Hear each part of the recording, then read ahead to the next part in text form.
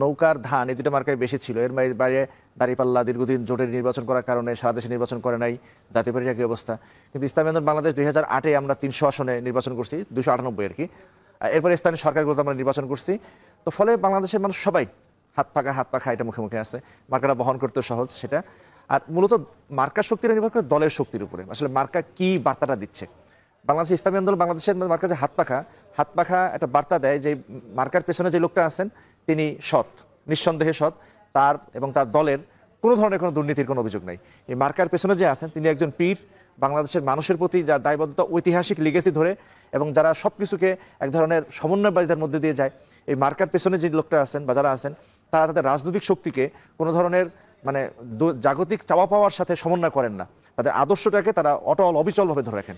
এই মার্কার পেছনে যারা আছেন তারা ইসলামী শরিয়াকে সর্বত্র সবার আগে তারা রাখেন, তারা আদর্শের জন্য দুনিয়াবী অনেক কিছু তারা ত্যাগ করেন। ফলে হাত পাখার পক্ষে হাত পাখা একটা ইউনিক মার্কা হয়ে দাঁড়াইছে, বাংলাদেশের জনমানুষের মুক্তির মার্কা।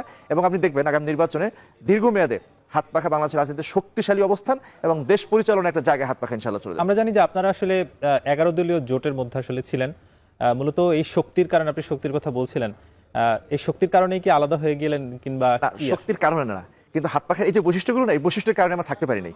বিষয়টা হলো আমরা তো সমন্বয় করছিলাম হলো ইসলামকে কেন্দ্র করে, ইসলাম প্রতিষ্ঠার জন্য, শরিয়াকে প্রতিষ্ঠা করার জন্য। কিন্তু পরবর্তীতে দেখা গেল এই যে সমঝোতা থেকে ইসলামটা হারিয়ে গেছে।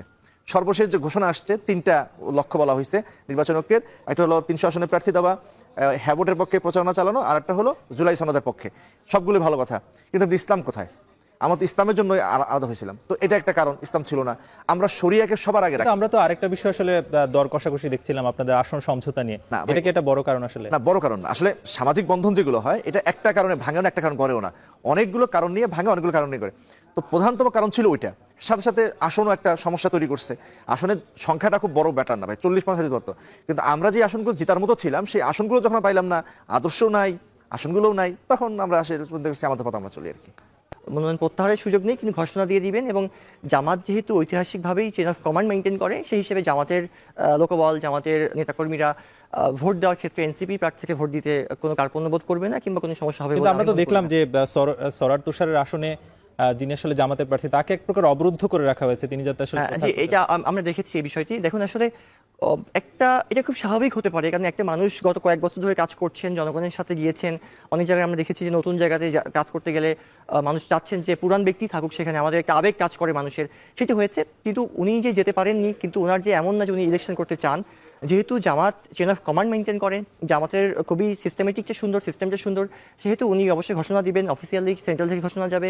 এবং জামাতের নেতাকর্মীরা কিন্তু আমাদের সঙ্গে কাজ করছেন এবং কাজ করবে বলে এনসিপির যে 2টা আসন, এনসিপি যে 2টো আছে, আমরা তাদেরকে ইতিমধ্যেই বলে দিয়েছিলাম যে তারা যেন প্রত্যাহার করেন, কিংবা কিন্তু ওনারা কোনো একটি কারণে প্রত্যাহার করতে পারেননি। এই বিষয়ে দল ইলেকশন কমিশনকে জানিয়ে দিবেন, যেন তাদেরকে যেন ফাইনালি হয়তো তাদের বিষয়ে যেন সিদ্ধান্ত নেওয়া হয়। যোগ দিয়েছে ভোলার চরফেশনের যিনি সভাপতি, তিনিও জামাতে যোগ দিলেন।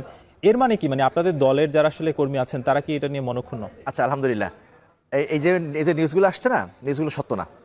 প্রত্যেকটা আমি যাচাই করে দেখছি, প্রত্যেকটা নিউজই ভুল। এখন কি ধরেন চরমনায় একটা দরবার, একটা পীর সাহেব, ওইখানে অনেক মানুষ চরমনায় থেকে যায় এবং চরমনায় পীর সাহেবরা 1 বছরের মধ্যে বাংলাদেশের প্রত্যেকটা থানা টাচ করে আসেন। ফলে অনেক মানুষ তাদের মাহফিলে যায় এবং তাদের মাহফিলের একটা প্রচন্ড রকম প্রভাবক শক্তি আছে।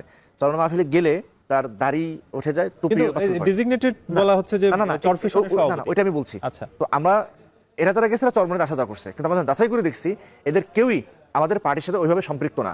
ইসলামী আন্দোলন বাংলাদেশে তো পার্টির কাঠামো থাকে, 2 বছর পর পার্টি নবায়ন হয়, মিটিং হয়, সাপ্তাহিক মাসিক রিপোর্ট আসে, তারা কেন্দ্রে একটা ইয়ানত দেয়, তারা তাদের কাছে সার্কুলার যায়, সার্কুলার বাস্তবায়ন করে। এই যে কাঠামো, এই কাঠামোর মধ্যে তার কেউই সম্পৃক্ত ছিল না।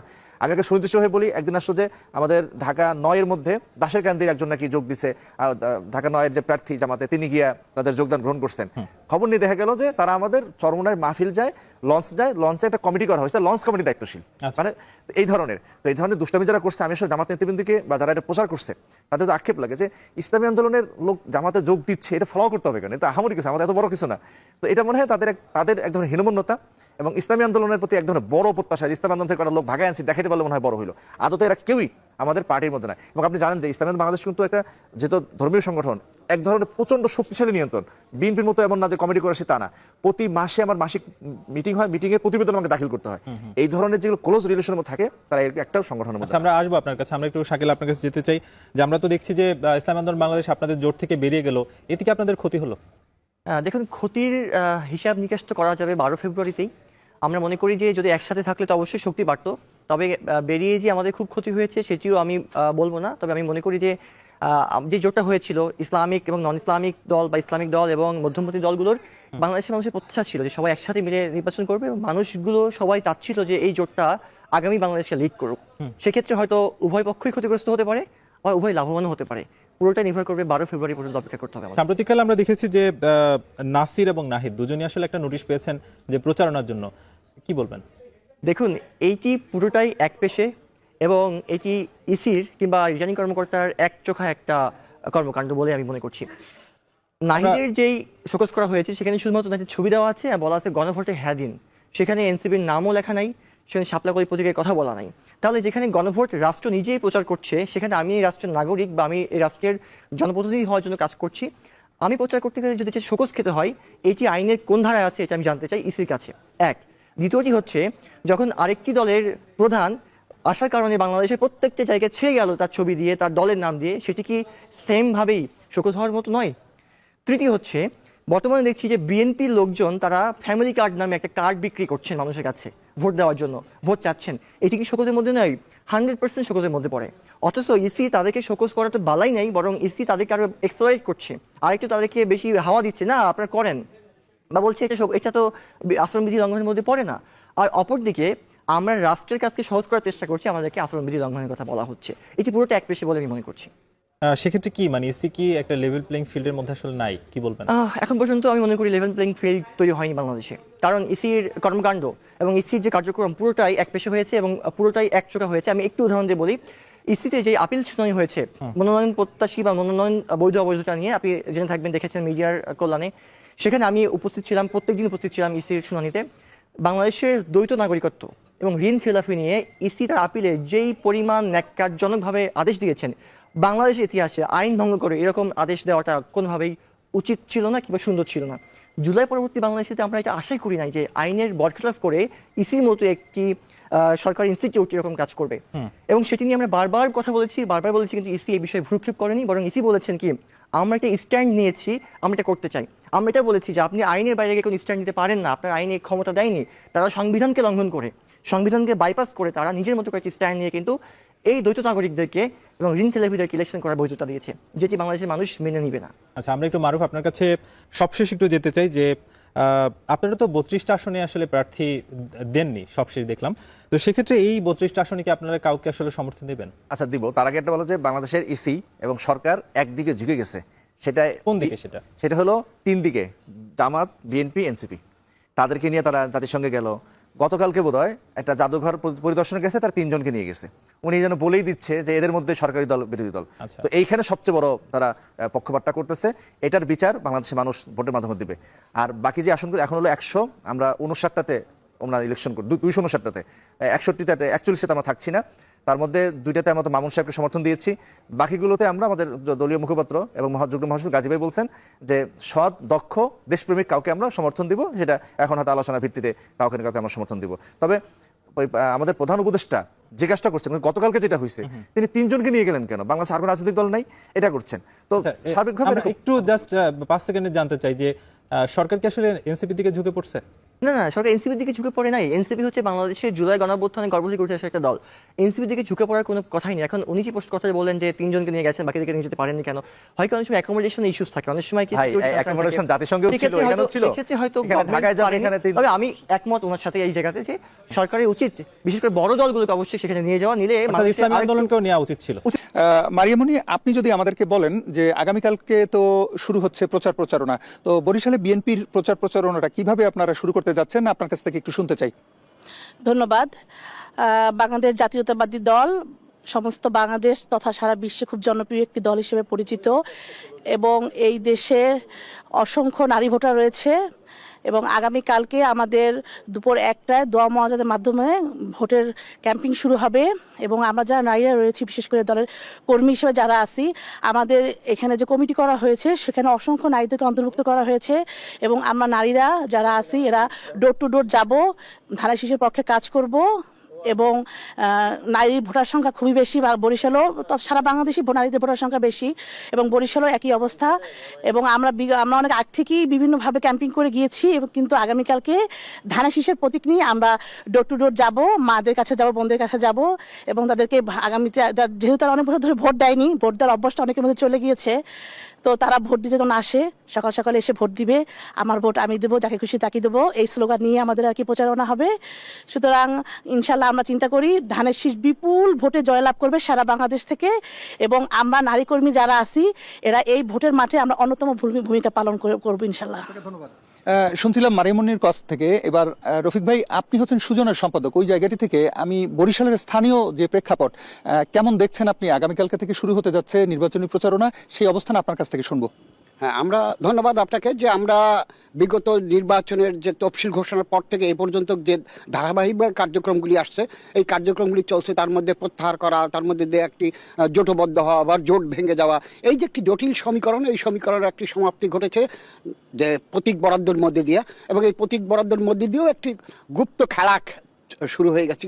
আমরা মনে করতেছি যে আগামীকালকের থেকে যে সকল দলগুলি নির্বাচনে অংশগ্রহণ করবে তারা যেন সুষ্ঠুভাবে তাদের প্রচারণা করে, নির্বাচন আচরণবিধি সুষ্ঠুভাবে তারা অনুসরণ করে এবং একটি সহমর্মিতা, একটি সম্প্রীতির মধ্যে দিয়ে যাতে করে তাদের প্রচারণা এই কাজগুলি যেন তারা করে।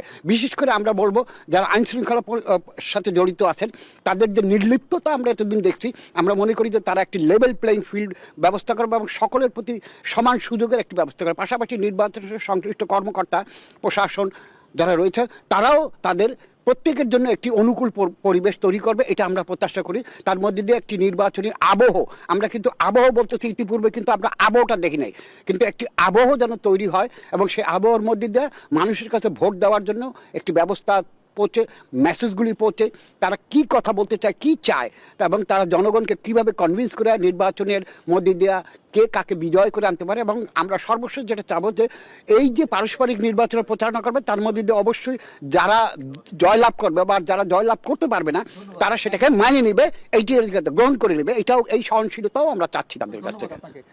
মারিমনি, আপনি যদি ছোট্ট করে আমাদেরকে বলেন যে নারী ভোটারের বাইরেও কিন্তু তরুণ ভোটার প্রচুর, এবার বরিশালেও অসংখ্য তরুণ ভোটার রয়েছে, তাদেরকে কনভিন্স করার জন্য আপনাদের কিভাবে চেষ্টাটি চালাবেন?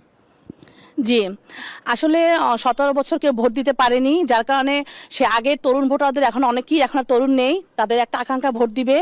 আবার এবছরও কিছু নতুন তরুণ ভোটার সারা বাংলাদেশি তৈরি হয়েছে। তো সবার কাছে আমাদের মেসেজ থাকবে একটাই, যে আগামীতে একটি সুন্দর সমৃদ্ধিশীল বাংলাদেশ গড়ার লক্ষ্যে ধানের শীষের কোনো বিকল্প নেই। শিক্ষাক্ষেত্রে, স্বাস্থ্যক্ষেত্রে, অর্থনৈতিক ক্ষেত্রে প্রত্যেকটা সেক্টরে কাজ করার জন্য দেশনায়ক জনাব তারেক রহমান, আপনারা দেখেছেন তার কি পরিমাণ জনপ্রিয়তা বাংলাদেশে। সে যে বাংলাদেশে আসে, তাদের স্বদেশ প্রত্যাবর্তন থেকে শুরু করে আমাদের যে মরহুমা ম্যাডাম খালেদা জিয়া, তিনি যে মারা গিয়েছেন, তার জানাজায় দেখেছেন কি পরিমাণে কোটি কোটি লোকের অংশগ্রহণ। তো এর মধ্য থেকে মনে হচ্ছে যে যুব সমাজ বলেন, প্রবীণ বলেন, নবীন বলেন, বা আমরা যারা নারীরা আছি, ইয়াং যারা আছে, সকলে মিলে ঐক্যবদ্ধভাবে সাধারণ জনগণ সকলে ধানের শীষে ভোট দিবে এবং এই মেসেজটা বহুকাল আগ থেকে আমরা দিয়ে আসছি এবং আগামীকাল থেকে আমরা আনুষ্ঠানিকভাবে নির্বাচনে নামবো এবং বরিশাল সিটি কর্পোরেশন 30টা ওয়ার্ড থেকে শুরু করে 5 আসনের সদর আসনের উপজেলা, ইউনিয়ন থেকে শুরু করে প্রত্যেকটা ওয়ার্ডে আমরা তরুণ সমাজ থেকে শুরু করে সকলকে ধানের শীষে ভোট দেওয়ার জন্য উদ্বুদ্ধ করব। ইনশাল্লাহ ধানের শীষের বিজয় সুনিশ্চিত এবং 300 আসনের মধ্যে তারা বিপুল সংখ্যক আসন নিয়ে সংসদে আসন গ্রহণ করবে।